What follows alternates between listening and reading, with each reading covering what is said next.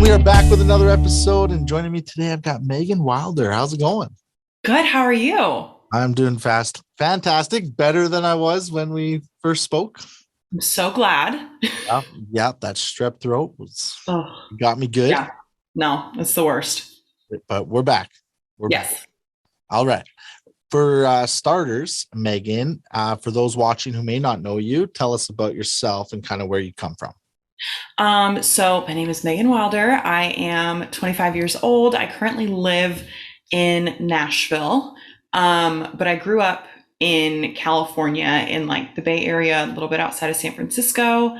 Doing the whole singer-songwriter thing in Nashville and living the dream. Love it. And why Nashville? That's a far move. I know it is.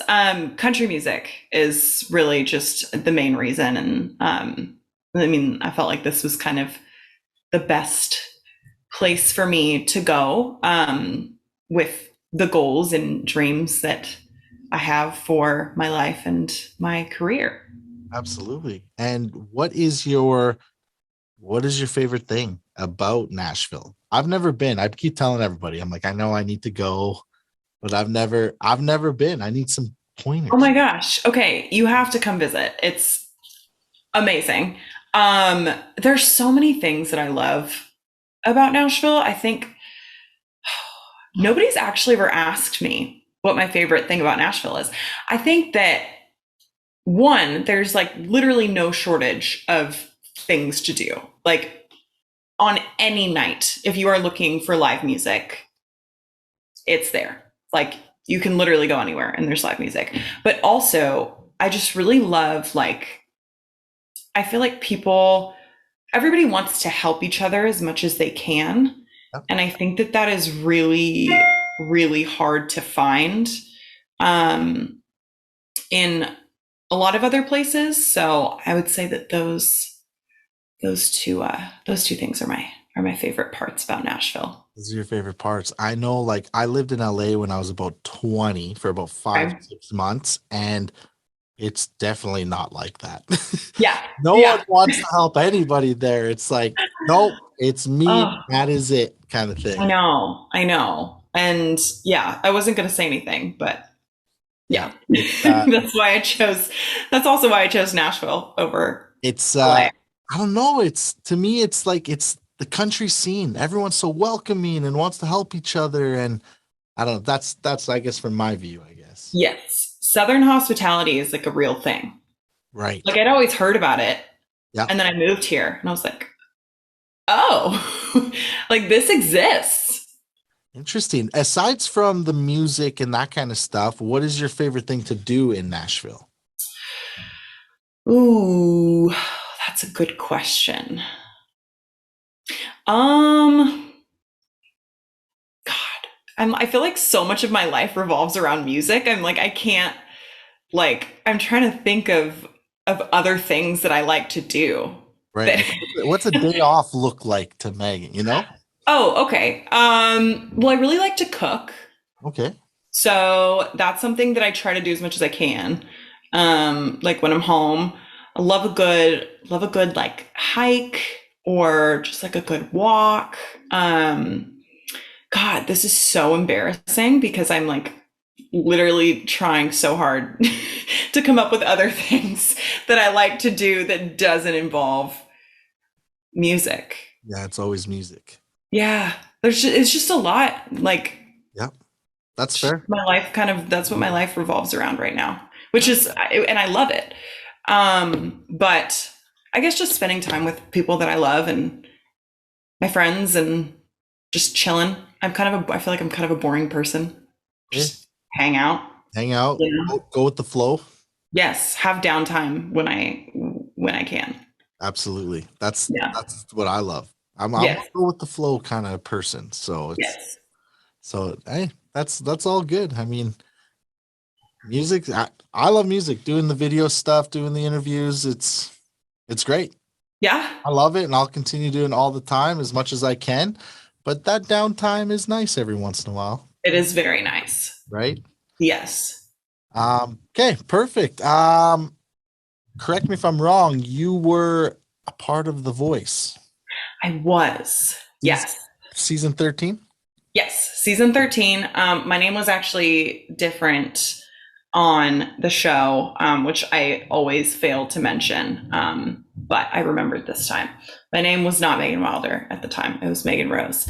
But yes, I was on season 13, and it was really fun. It was really cool. Tell us about the experience. What was it?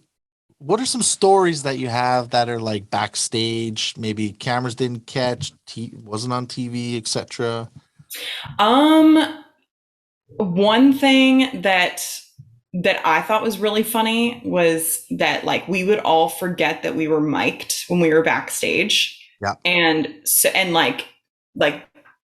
cameras, like everyone that could like hear everything we were saying. We were never saying anything bad, but we would just be like like just saying like embarrassing things to each other about like how nervous we were or like I don't know. So that was one thing that I learned very quickly. It was like people are listening to you all the time. So that was funny. Or like they would be filming you and you would have no idea. So there's actually like a video on YouTube, and it's like a behind the scenes. And I like died when I watched it because it was me and Ashland Kraft, and we were backstage and we were talking to each other.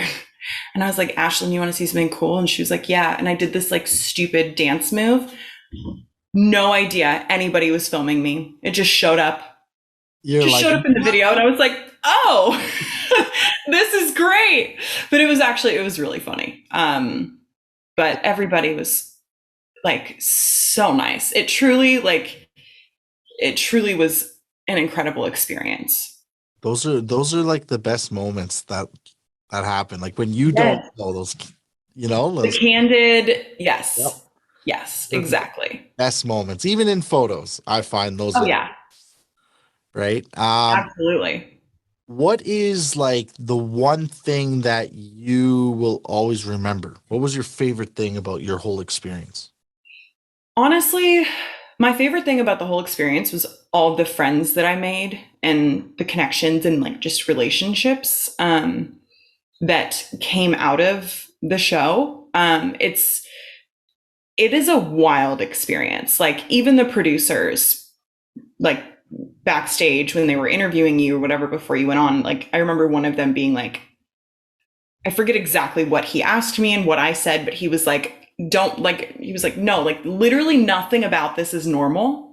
like, like I realized like this is a very crazy experience. And so going through that, with a lot of, with people that have the same passion as you, it's just this really unique like bonding experience, and everybody gets super close. And I'm really lucky to have kept up with a lot of those relationships post show.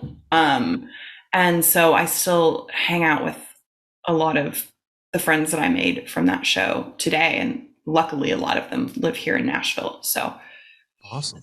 yeah. Well, very cool.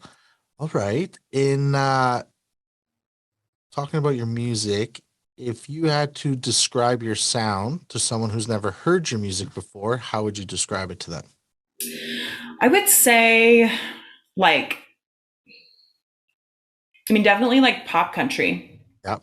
but maybe like little bit of like little bit of Leanne Rhymes, little bit of Carrie, little bit of Megan, you know? But Okay. like you can definitely hear some pop influences. Like I grew up in California. Country music was not a huge thing when I was like where I lived when I was growing up. It's definitely gotten a lot more popular in California today. Yep. But as I was growing up, it really was not super popular. So I did also listen to a lot of pop, a lot of mainstream pop. And so I think that you could definitely hear that in my sound as well. But yeah. Perfect. Were you always like country, like the genre, or did you ever Mhm. try another genre at all? No, I always was very, very drawn to country music. And like, I think I finally realized that I always knew from like a very young age that music was something that I wanted to pursue as a career. But that was kind of all I knew. I was too young to know anything else. And I started doing voice lessons when I was in like seventh grade. So I was like 12, right? You're 12 in seventh grade? Uh, I think. yes, somewhere. It's I think about that's right. it's I about remember things by grades and not ages. 15 and grade 10, something like that. Yeah. Yeah, I don't know. But anyway, so but when my vocal coach at the time, she would, would be like, okay, like pick a song and bring it in for next time and we'll work on it. And it was, the same thing. And um I always brought in country songs, but I didn't really like think about it. Those were just the songs that I brought in. And she was like, oh, like, so is country music like the genre that you want to do? And I was like, yeah. I never really thought about it, but I was like, yeah. And so that was kind of where I was like, oh, yeah, I want to be a country singer. Like, I don't want to just be a singer. I want to be a country singer. Interesting. And were was were your parents into music at all? And then that's why they put you in voice lessons, or that's something you wanted to do? A little bit of both. So I grew up, when I was growing up, my dad was super musical. He was always playing the guitar or the piano and just singing. And he, would like teach me little songs. We would sing together. He was always the super, super musical one, which I think definitely influenced me. I also like really wanted to be Britney Spears when I was like 4. And like I was obsessed with her for a long time. And so that was part of it too. But no, it was also kind of a me thing as well. It was the one thing that I stuck with. Right. My parents put me in sports and all the different sports. And I was like, nah. Fair enough. I wasn't feeling it. I also just wasn't good at any of them, but I also didn't like care enough to try. Right. And music was the one thing that I was just always wanting to be better at and continue Absolutely. to do. Now here you are. Here I am. Killing it. Thank you. What has been from all the stuff you've been through, the voice, your own music career, what's been the best advice that you've been given that you still follow till today? Ooh, I would say the best advice that I've been given, and it was somewhat recent, it was like a few years ago, but this is something that's always stuck with me and that I think that I will always go by, is like, stop trying to get in the room with people who have already made it. Like, build up your tribe of people that you work well with, and like just make good music. Make music for yourself that is true to you and not things that you think, like, don't make it solely based on like because you think somebody else is going to like it. Make it because you love it and you believe in it, and that'll come through to the listeners. And that is like the best. I don't even remember. I feel like it was like those two things mixed together from like two different people. But yeah, that's probably the best advice that I've been given. I love that advice. And it's funny because I was at an event 2 years ago, and I had an artist, there was multiple artists, kind of, how did that person do? How did this person do? And Yeah. Does it matter kind of thing? Right. They were like, okay, I'm going to not beat around the bush. Like, were they better than me kind of thing? And so with that being said, I was kind of talking to a different artist, and she was going through a rough time with like American Idol stuff. And my advice to her was like, keep your core people. Yes. Like, and then just do it because you still love it. And that's what's going to work. Because if you want to be like everybody else, it's not going to happen. Right. Exactly. Totally Exactly. believing that. That's awesome. Yeah. Sweet. All right. Going back to kind of like your sound, we talked about influences and stuff. Do you have like a specific influence towards songwriting and towards performing separate? As far as like people Yeah. influences or just okay. Yeah. Um, I would say yes and no. I'm like, there's definitely a little bit of like, I think Carrie Underwood as a performer definitely influenced me from a very young age. I mean, also just as a singer, she's incredible. But I've always just loved her energy on stage, and she's just got something that just kind of like turns on when she is on stage, and like it's almost like this example of like you can, I don't know, you can be yourself as a human, and then you can be yourself as a performer. That's right. And I think that I kind of realized that when I watched her. Like I literally watched her since I was a fan. I've been a fan since she was on American Idol. I was Nice. in like third grade, I think, when that when that season aired, and I was like obsessed with her ever since. So she definitely has been an influence, I think, as far as like performing goes. And you can just tell she's literally putting her heart and soul into every single word, and she really just tells the story. And I think that that is super important.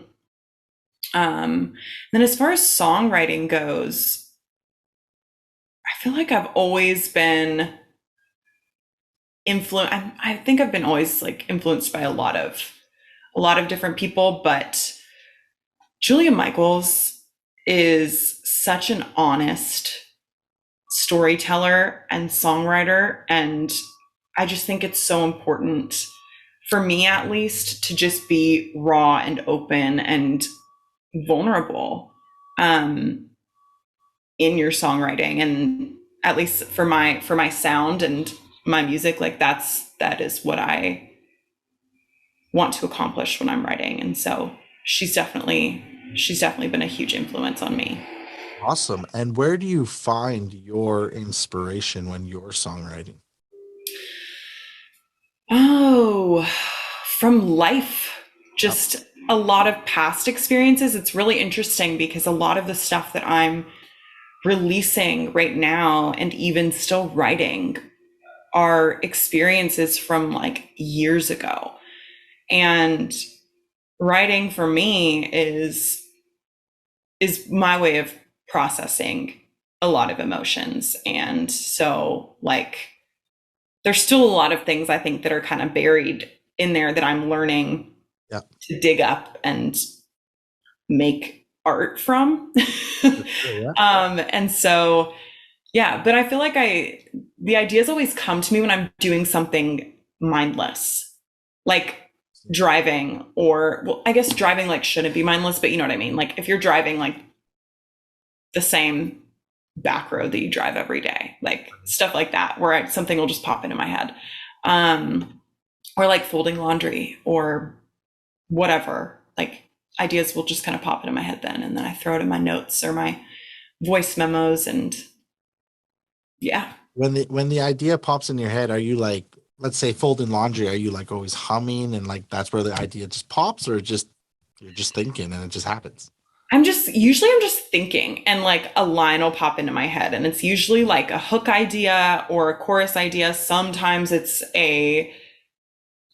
just a line that I'm like, that could be a cool concept, and then it completely changes, but it kind of stems from that. But I usually will start with like a hook or a chorus.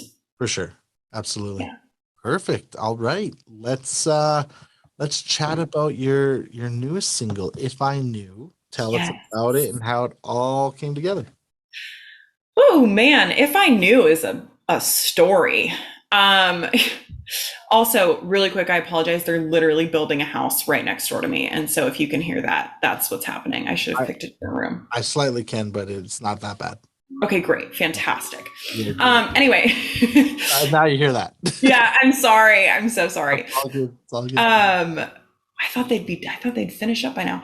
But anyway, yeah, If I Knew is a story. So I wrote If I Knew with Andrew Hannigan back in 2020, and Whitney Dean, he came in on it a little bit later, but we wrote it, and originally we were not writing the song for me. It was I had like a couple of like friends in mind that are pop artists, and we wrote it to like a piano track that was kind of like a pop ballad, and it had like synth and all of this cool stuff. It was not a country song at all when we wrote it. And so we got like a good demo, and I kind of sat on it for a little while, and I like didn't send it to any of my friends that I was going to pitch it to. I was like, I don't know, this like, I just, the idea of somebody else like telling the story didn't really sit right with me, but I didn't really think about why that was. And then I kind of like, I listened to it, and I